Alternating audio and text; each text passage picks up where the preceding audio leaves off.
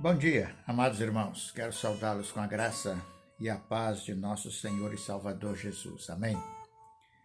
A lição desta manhã é a lição de número 4. Tem como título O Cristo Cósmico. E o pastor Isaltino colocou como texto bíblico base aqui os capítulos 1, 2 e 3 de Efésios. Vamos ler alguns versículos desses capítulos, começando pelo capítulo 1, o verso 10 e o verso 22, que diz assim: para a dispensação da plenitude dos tempos, de fazer convergir em Cristo todas as coisas, tanto as que estão no céu como as que estão na terra. Verso 22. Também sujeitou todas as coisas debaixo dos seus pés, para que seja cabeça sobre todas as coisas, e o deu à igreja. Também o 23, que é o seu corpo, a plenitude daquele que preenche tudo em todas as coisas. No capítulo 2, a gente vai ler os versos 6 e 7. Também capítulo 2 de Efésios, versículos 6 e 7. E nos ressuscitou juntamente com ele, e com ele nos fez assentar nas regiões celestiais em Cristo Jesus, para mostrar nos séculos vindouros a suprema riqueza da sua graça, pela sua bondade para conosco em Cristo Jesus. E no capítulo 3, a partir do versículo 5 até o versículo 12, esse é o mistério que em outras gerações não foi manifestado aos homens, da forma como se revelou agora no Espírito aos seus santos apóstolos e profetas, isto é, que os gentios são co-herdeiros, membros do mesmo corpo e coparticipantes da promessa em Cristo Jesus, por meio do Evangelho. Fui feito ministro deste Evangelho, segundo o dom da graça de Deus, que me foi concedida conforme a atuação do seu poder.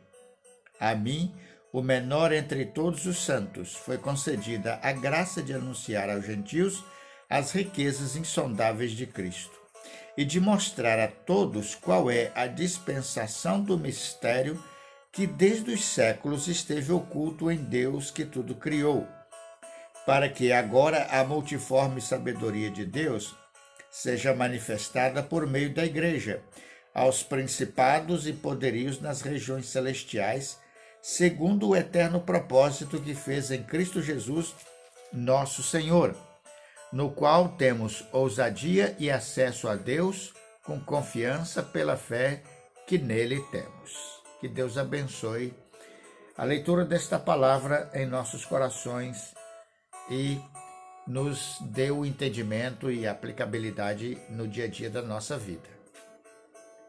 Irmãos, o título da lição, desta quarta lição do dia de hoje, tem como título O Cristo Cósmico. E o pastor Isaltino, ele vai mostrar aqui nesta lição uma coisa que às vezes a gente não para muito para pensar, é que Jesus Cristo é mais do que salvador das almas das pessoas. Ele vai dizer isso logo na introdução. Jesus Cristo é mais do que salvador das almas das pessoas e das pessoas. É o Senhor do universo, o Criador da nova ordem de Deus. Então ele vai mostrar que a obra de Cristo na cruz do Calvário não tinha como propósito somente resgatar e libertar o homem, mas também toda a natureza criada por Deus, porque por causa do pecado ela também sofreu as consequências do pecado que a humanidade praticou e pratica. Ele cita que em Efésios, Paulo fala do mistério da vontade de Deus que não fora revelado antes, mas só agora Deus uniu judeus e gentios, e todas as coisas, tanto no céu quanto na terra, hão de convergir em Cristo Jesus. Ele cita Efésios 3, 5 a 7 e também Efésios 1, versículo 9 e versículo 10. Tudo terminará nele, porque tudo começou com ele, segundo João 1, 3. Ele tem uma dimensão cósmica. Este mistério é manifestado pela igreja aos principados e potestades espirituais. A igreja ensina às potestades o mistério de Deus que começa pela união dos homens e termina no destino do universo. Deus em Cristo, o apóstolo Paulo, quando ele escreve Efésios, e o pastor Isaltino reforça isso, que Deus em Cristo, quando ele restaurou o homem da condenação do pecado, esse ato também restaura toda a obra criada por Deus, o universo, a terra, os céus, tudo que foi feito é também restaurado pelo ato de Cristo Jesus, quando ele deu sua vida na cruz do Calvário por nós. A igreja ensina às potestades o mistério de Deus que começa pela união dos homens e termina no destino do universo. Em Cristo, Deus está criando não apenas um novo povo ou uma nova raça, mas também um novo mundo. Pelo que se alguém está em Cristo, nova criatura é. As coisas velhas já passaram, eis que tudo se fez novo. 2 Coríntios capítulo 5, versículo 17. Pastor Isaltino diz, irmãos, que o termo criatura se refere ao mundo criado. Então, a restauração de Cristo é também uma restauração à criatura, ao mundo criado pelo Senhor, a esse grande universo que Deus fez. Nós, a igreja, somos o início do mundo novo que Deus está criando. Não apenas novo povo ou nova raça, mas novo mundo. Ele diz isso logo na introdução. No primeiro ponto, que tem como título Cristo, autor e sustentador da criação, a afirmativa do pastor Isaltino começa assim: o pecado alterou as relações do homem com Deus. Aí ele cita Gênesis 3, 10, 11, com o próximo, Gênesis 3, 16, e com a natureza, Gênesis 3, 17, 18. Ele teve uma dimensão cósmica. O bom mundo que é de Deus foi desordenado. O mundo em que vivemos não é o mundo ideal de Deus. Deus criou o mundo que nós vivemos. E os irmãos sabem, à luz da palavra de Deus, que a Bíblia diz assim: viu Deus tudo quanto fizeram e eis que era bom. E o mundo era bom. Mas quando o pecado dominou o coração do homem, alterou também a natureza criada pelo Senhor. E ela sofreu e sofre até hoje por causa do pecado da humanidade. Toda a natureza, o mundo como um todo, sofre. Por isso que o autor diz que o mundo em que nós vivemos hoje não é o mundo ideal de Deus. Esse mundo foi corrompido pelo pecado, infelizmente. Ele continua: a ideia em Efésios e Colossenses é que Deus está refazendo o mundo, incluindo aí a nossa relação uns com os outros e com a natureza.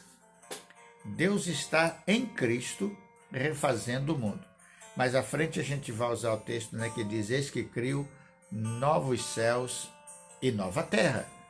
Então a obra salvadora de Cristo na cruz do Calvário é também uma restauração de toda a natureza que Deus criou, de todo o universo que Deus criou. Por isso o tema da lição de hoje é o Cristo cósmico. Parece estranho, soa às vezes com um título meio estranho, Porque nós estamos acostumados a pensar em Cristo somente como Salvador dos homens. Mas a lição quer tratar também do poder de Deus em restaurar a natureza criada por Deus, que foi corrompida com o pecado da humanidade. Ele continua dizendo lá na parte final da página 27, o Cristo de Efésios está assentado nas regiões celestes. Ele é o Senhor deste século e do século que há de vir, citando Efésios 1:3 e Efésios 1:21. Cristo é Senhor desta era e da era que há de vir. Tudo foi feito por ele e para ele. Colossenses 1:16 e 17. Todas as coisas hão de convergir para ele. Efésios 1, versículo 10. E ele diz: a expressão todas as coisas merece especial atenção. A queda o afetou e Jesus veio reordená-lo. Sua obra inclui recolocar o mundo material em ordem. Então, quando ele diz todas as coisas aqui, hão de convergir para ele, inclui também a natureza que Deus fez, o universo que Deus criou, né?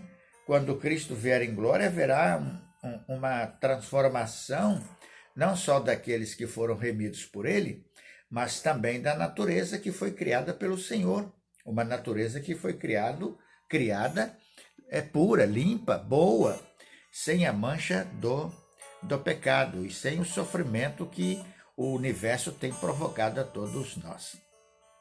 Então, a queda o afetou o mundo, e Jesus veio reordená-lo. A obra de Cristo inclui colocar também o mundo material em ordem. Cristo está assentado nas regiões celestes, e para ele tudo converge, e nele tudo terminará. Efésios 1:10. Ele é o autor e sustentador da criação, mas é também seu propósito. A criação foi feita por ele e para ele, e voltará a ele. Sua obra inclui a reconciliação de todas as coisas na terra e no céu. Colossenses 1:20. Ele não é apenas o salvador pessoal de indivíduos, mas o Senhor cósmico de todas as coisas. Podemos confiar num Salvador que tem poder sobre o tempo, as pessoas e todo o universo. Como diz um de nossos cânticos: quão formoso és, Rei do universo, tua glória enche a terra e enche os céus. O Filho é o Rei do universo, né? O salmista diz que todo o universo, né, conclama e proclama a glória de Deus, porque Deus criou para a sua glória. Efésios diz isso, né? Que Deus fez todas as coisas para seu louvor e para sua glória. Então a natureza, ela glorificará o nome do Senhor na forma original como ela foi criada antes do pecado, porque a salvação de Cristo, que tão gloriosamente alcançou os pecadores, transformará também a natureza hoje caída pelo pecado. No ponto 2, ele fala o novo mundo de Deus. E ele cita a visão do apóstolo João, né? Quando diz lá: e o que estava sentado sobre o trono disse: eis que faço novas todas as coisas. E acrescentou: escreve, porque estas palavras são fiéis e verdadeiras. Apocalipse capítulo 21, versículo 5. Agora vem o novo mundo que Deus está criando em Jesus. Eis que faço novas todas as coisas. E isso inclui a natureza criada. O ponto central desta lição é mostrar isso, irmãos, que o que Cristo fez na cruz do Calvário para restaurar e recuperar o homem perdido, tanto judeus quanto gentios, que é o grande mistério do Evangelho, que a morte de Cristo não foi somente para os judeus, mas por todos, é também uma morte eficaz na recuperação, na restauração do universo que Deus criou. Por isso que o João está escrevendo Apocalipse, ele diz: eis que faço nova todas as coisas. Escreve, porque estas palavras são fiéis e verdadeiras. Isto é, Jesus está criando sim um novo mundo. No final da Bíblia, em Apocalipse 22, quando a obra de Cristo chega à sua consumação, o Éden está de volta. Em Gênesis 3, o homem foi expulso. Em Apocalipse 22, ele é redimido. Tudo que perdeu na queda recupera-se em Cristo. Reaparece a árvore da vida, Apocalipse 22, 2. Seus frutos são para alimento e as folhas para a saúde. A consumação da obra de Cristo nos devolve o que a queda nos tirou. E aí ele faz aqui ele pede aqui para fazer uma comparação entre os textos de Gênesis 2,17 com Apocalipse 21,4, Gênesis 3,16 com Apocalipse 21,4, Gênesis 17 com Apocalipse 22,3, Gênesis 3, 22, 24 com Apocalipse 22, versículo 2. O que perdemos com a queda nos é devolvido em Cristo. O novo mundo traz uma natureza totalmente benéfica, água, alimento e saúde, as perfeitas provisões de Deus. A razão é porque agora as primeiras coisas são passadas. Cristo refez o mundo. Deus vai restaurar o Jardim do Éden como ele foi originalmente. Hoje é um deserto, é uma terra de petróleo, né? Onde é o Iraque hoje. Deus vai restaurar tudo isso, né? Esse tão belo e grande país que nós habitamos, né? Brasil, uma grande nação, hoje tão sofrida, nossos rios mortos, né? Contaminados e poluídos, nossos mares infectados de sujeira, de imundície. Deus vai restaurar todas estas coisas, irmãos. O nosso rio Paraíba aqui, contaminado, poluído, imundo, vai voltar a ser um rio cristalino, cheio de vida, porque Deus fará novas todas as coisas, né? O paraíso vai voltar para a glória do Senhor e para a alegria daqueles que forem regenerados e transformados com Cristo Jesus, porque poderão usufruir deste renovo de Deus, não só na nossa vida, quando Ele nos restaurou e nos perdoou os pecados e nos salvou, como também na restauração desse tempo, desse universo, desse mundo que também sofre com as consequências do pecado no mundo. O ponto 3, ele diz, qual é o nosso lugar nesse novo mundo de Deus? Em Efésios 1, 22, deixa eu voltar lá para ler, que diz assim, também sujeitou todas as coisas debaixo dos seus pés, para que seja cabeça sobre todas as coisas, e o deu à igreja. Em Efésios 1, 22, vemos que todas as coisas foram subjugadas a Cristo, inclusive as do mundo vindouro, que é o que diz o verso 21. Muito acima de todo principado, autoridade, poder, domínio, de todo nome que se possa ser pronunciado, não só nesta era, mas também na era vindoura. Ele as deu à igreja. Irmãos, a igreja do Senhor Jesus vai governar o universo com ele, juntamente com ele. Vai governar o mundo com ele. Olha que coisa maravilhosa, que coisa extraordinária. Que bênção, que privilégio, diz a palavra de Deus. A igreja não é lugar aonde vamos. Não é uma instituição humana ou social. Ser igreja é mais que entoar cânticos e apresentar programas especiais. É fazer parte do novo mundo de Deus, sendo a ponta de lança, mas é também reinar com ele. No momento, a igreja é militante. Um dia ela será triunfante. Isso todos nós sabemos. Mas triunfante de quê? De problemas e de lutas humanas? Das contrariedades deste mundo? Não. A igreja será triunfante sobre o poder do mal e o caos do mundo, por fim. Em Lucas 10, 19, ela recebeu poder para pisar escorpiões, símbolo do mal. A igreja será vencedora sobre todo o poder maligno. Sua vitória será global. Ela julgará o mundo e o mal com o Senhor triunfante. Mateus 19, 28 e Lucas 22, 30. E a igreja desfrutará da vitória de Cristo. Nosso triunfo não é apenas para esta vida, mas é para a vida, é para a nova ordem de Deus, para o novo mundo que Cristo, o Senhor do universo, está criando. Ela desfrutará desse novo cosmos. E vi um novo céu e uma nova terra, porque já se foram o primeiro céu e a primeira terra, e o mar já não existe. Apocalipse 21, versículo 1. Percebe, irmãos? A igreja vitoriosa governará e reinará com Cristo. Foi para esse fim que tudo que Deus fez confiou à igreja. A salvação é mais que a libertação do fogo do inferno. É a identificação com Cristo e lugar de honra no novo mundo do Senhor. Nós o desfrutaremos, diz o nosso querido professor, pastor Isaltino Gomes Coelho. Em Cristo somos mais que vencedores, Romanos 8,37. Olha que palavra, irmãos. Palavra poderosa da Escritura Sagrada. Em Cristo Jesus somos mais do que vencedores. E nós precisamos crer nesta palavra e de que nós estaremos com Cristo triunfante no novo céu e numa nova terra, para a glória do Senhor e para a alegria de todo aquele que em Cristo confiou sua vida e creu nele como único e suficiente Salvador. Com a salvação de Jesus, não só nós estamos sendo transformados e regenerados, mas a própria criação e a natureza. E quando ele vier em glória, isso se consumará de fato. Ele conclui assim: o pecado é um desastre.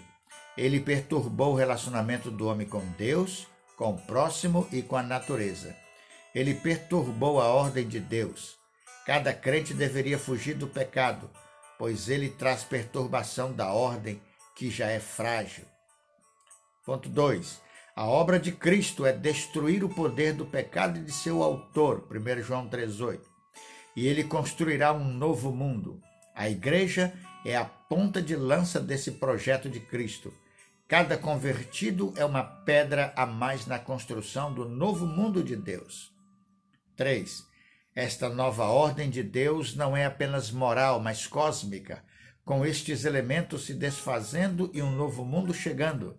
2 Pedro 3:10-13. Sim, nós esperamos não apenas um céu, mas um novo universo, um novo mundo em que a paz e a justiça reinarão, porque o pecado não mais existirá.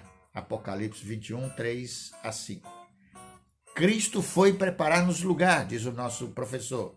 Não um quartinho, mas um mundo novo.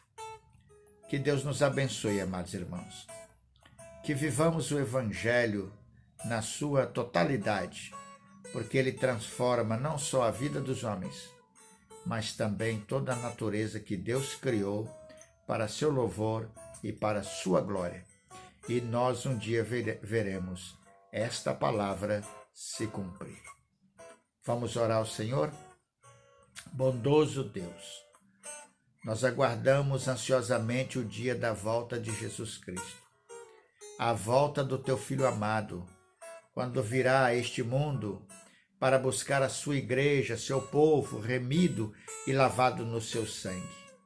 E a tua palavra diz, ó Deus amado, que a partir daquele dia, novos céus, nova terra vai existir, porque o Senhor vai transformar toda a natureza que o Senhor criou. O mundo que o Senhor criou para a sua glória e que sofre também as consequências do pecado da humanidade. Este mundo também será transformado, regenerado, um novo mundo para a glória e para a alegria do Senhor. Bendito Deus, ajuda-nos a viver a plenitude do teu Evangelho, na transformação de nossas vidas e levando a tua palavra de transformação ao mundo inteiro, a todas as pessoas, e com alegria vermos não só a salvação de almas, mas também a transformação de todo o universo, que é obra de tuas mãos. Abençoa a tua igreja e conduza-nos para a glória, louvor e honra do Senhor, no nome de Jesus. Amém, Senhor. Que Deus abençoe os amados irmãos e tenhamos todos um bom dia na presença de Jesus. Um abraço.